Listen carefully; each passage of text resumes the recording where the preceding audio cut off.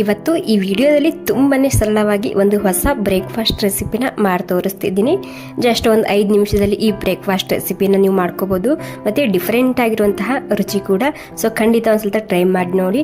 ಬನ್ನಿ ಇವಾಗ ಈ ಸರಳವಾಗಿರುವಂತಹ ಬ್ರೇಕ್ಫಾಸ್ಟ್ ರೆಸಿಪಿ ಯಾವ ರೀತಿ ಮಾಡೋದಂತ ನೋಡೋಣ. ನೋಡಿ, ಮೊದಲಿಗೆ ನಾನಿಲ್ಲಿ 1 ಗ್ಲಾಸ್ ಆಗುವಷ್ಟು ಅಕ್ಕಿ ಹಿಟ್ಟು ಹಾಕೊತಿದ್ದೀನಿ. ಮೊದಲೇ ಸೋಸ್ ಇಟ್ಕೊಂಡಿದ್ದು ನಾನಿದು ಸೋಸ್ಕೊಂಡೇ ಹಾಕೊಳ್ಳಿ ಅಕ್ಕಿ ಹಿಟ್ಟು. ಮತ್ತು ಒಂದು ಅರ್ಧ ಗ್ಲಾಸ್ ಆಗುವಷ್ಟು ಮೊಸರನ್ನ ಹಾಕ್ಕೊತಿದ್ದೀನಿ. ಅಂದರೆ ಯಾವ ಗ್ಲಾಸಲ್ಲಿ ನಾನು ಅಕ್ಕಿ ಹಿಟ್ಟು ತೊಗೊಂಡಿದ್ದೀನಲ್ಲ ಅದರಲ್ಲಿಂತೇನೆ ನಾನು ಅರ್ಧ ಗ್ಲಾಸ್ ಆಗುವಷ್ಟು ಮೊಸರು ಹಾಕಿದ್ದೀನಿ. ಇವಾಗ ಒಂದು ಸ್ವಲ್ಪ ಮಿಕ್ಸ್ ಮಾಡ್ಕೊತಿದ್ದೀನಿ. ಮೊಸರು ಮತ್ತು ಅಕ್ಕಿ ಹಿಟ್ಟು ಒಂದು ಸ್ವಲ್ಪ ಮೊದಲಿಗೆ ಮಿಕ್ಸ್ ಮಾಡ್ಕೊಳ್ಳಿ. ಇವಾಗ ಇದಕ್ಕೆ ಬೇಕಾದಷ್ಟು ನೀರನ್ನ ಹಾಕ್ಕೊಂಡು ನಾವು ದೋಸೆ ಹಿಟ್ಟು ಯಾವ ರೀತಿ ಕಲ್ಸ್ಕೊತೇವೆ ನೋಡಿ ಆ ರೀತಿ ಕಲ್ಸ್ಕೋಬೇಕಾಗುತ್ತೆ. ಒಂದು ಸ್ವಲ್ಪ ಅದಕ್ಕಿಂತ ಗಟ್ಟಿಯಾಗಿರಲಿ, ಅಂದರೆ ದೋಸೆ ಹಿಟ್ಟಿನಕ್ಕಿಂತ ಸ್ವಲ್ಪ ಗಟ್ಟಿಯಾಗಿ ಕಲ್ಸ್ಕೊಳ್ಳಿ.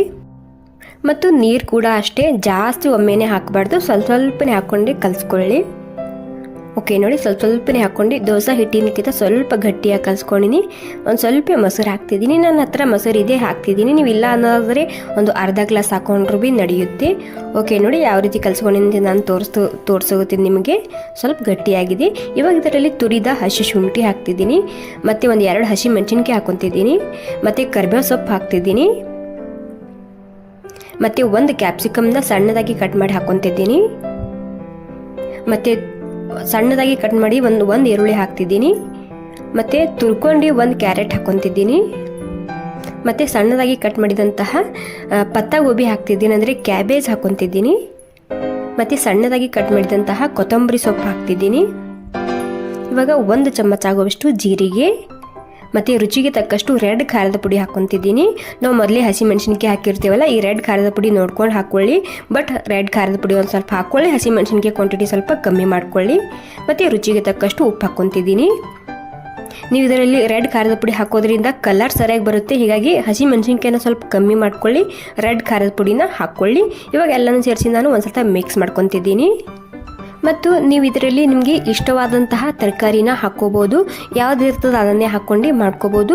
ಬಟ್ ಬಾರೀಕಾಗಿ ಕಟ್ ಮಾಡಿ ಹಾಕ್ಕೊಳ್ಳಿ, ಅಂದರೆ ಸಣ್ಣದಾಗಿ ಕಟ್ ಮಾಡಿ ಹಾಕ್ಕೊಳ್ಳಿ. ಯಾಕಂದರೆ ನಾವು ಹಸಿದೇ ಹಾಕಿರ್ತೀವಲ್ಲ, ಹೀಗಾಗಿ ಇದಕ್ಕೆ ಒಂದು 10 ನಿಮಿಷ ಆಗೋ ತನಕ ನಾನು ರೆಸ್ಟ್ ಮಾಡ್ಲಿಕ್ಕೆ ಬಿಟ್ಟಿದ್ದೆ. ಇವಾಗ 10 ನಿಮಿಷ ಆದಮೇಲೆ ಇಲ್ಲಿ ನಾನು ಒಂದು 1/2 ಚಮಚ ಆಗುವಷ್ಟು ಅಡುಗೆ ಸೋಡಾ ಹಾಕ್ಕೊತಿದ್ದೀನಿ.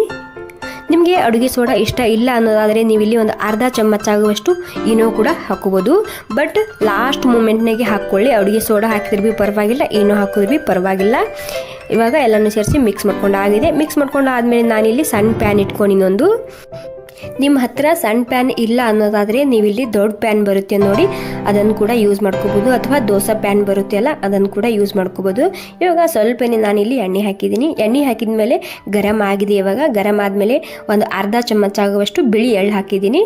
ಎಳ್ಳು ಇಷ್ಟ ಇಲ್ಲ ಅನ್ನೋದಾದರೆ ನೀವು ಸ್ಕಿಪ್ ಕೂಡ ಮಾಡ್ಕೋಬೋದು.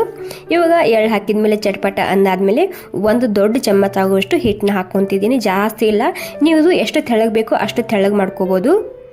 ನಾನು 1 ಚಮಚ ಆಗುವಷ್ಟು ಹಾಕಿದ್ದೀನಿ ಈ ಚಮಚಲಿಂದ. ಇವಾಗ ಈ ರೀತಿ ಸ್ಪ್ರೆಡ್ ಮಾಡಿ ಇದಕ್ಕೆ ಸ್ಲೋ ಗ್ಯಾಸ್ನಲ್ಲಿ 1 ರಿಂದ 2 ನಿಮಿಷ ಆಗೋ ತನಕ ನಾನು ಬಿಡ್ತಿದ್ದೀನಿ. ಓಕೆ ನೋಡಿ, 1 ರಿಂದ 2 ನಿಮಿಷ ಆಗಿದೆ. ಇವಾಗ ಮೇಲೆ ಎಲ್ಲ ಡ್ರೈ ಆಗಿದೆ. ಇವಾಗ ಇದನ್ನು ನಾನು ಉಲ್ಟಾ ಹಾಕ್ತಿದ್ದೀನಿ.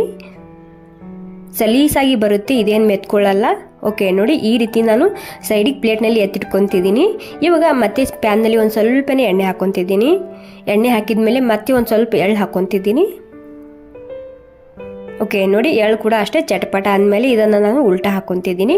ಉಲ್ಟಾ ಕೂಡ ಅಷ್ಟೇ ಇಲ್ಲಿ ಮತ್ತೆ ಒಂದು ಸ್ವಲ್ಪನೇ ಕೆಂಪಾಗೋ ತನಕ ನಾನು ಸ್ಲೋ ಗ್ಯಾಸ್ನಲ್ಲಿ ಬೇಯಿಸ್ತಿದ್ದೀನಿ. ನೋಡಿ ಎಷ್ಟು ಸರಿಯಾಗಿ ಕಲರ್ ಬಂದಿದೆ ಅಲ್ವಾ. ತುಂಬಾ ಸರಿಯಾಗಿ ಬರುತ್ತೆ ಈ ಬ್ರೇಕ್ಫಾಸ್ಟ್ ರೆಸಿಪಿ. ನೀವು ಖಂಡಿತ ಒಂದು ಸ್ವಲ್ಪ ಟ್ರೈ ಮಾಡಿ ನೋಡಿ, ತುಂಬಾ ಇಷ್ಟ ಆಗುತ್ತೆ ಈ ರೆಸಿಪಿ ನಿಮಗೆ.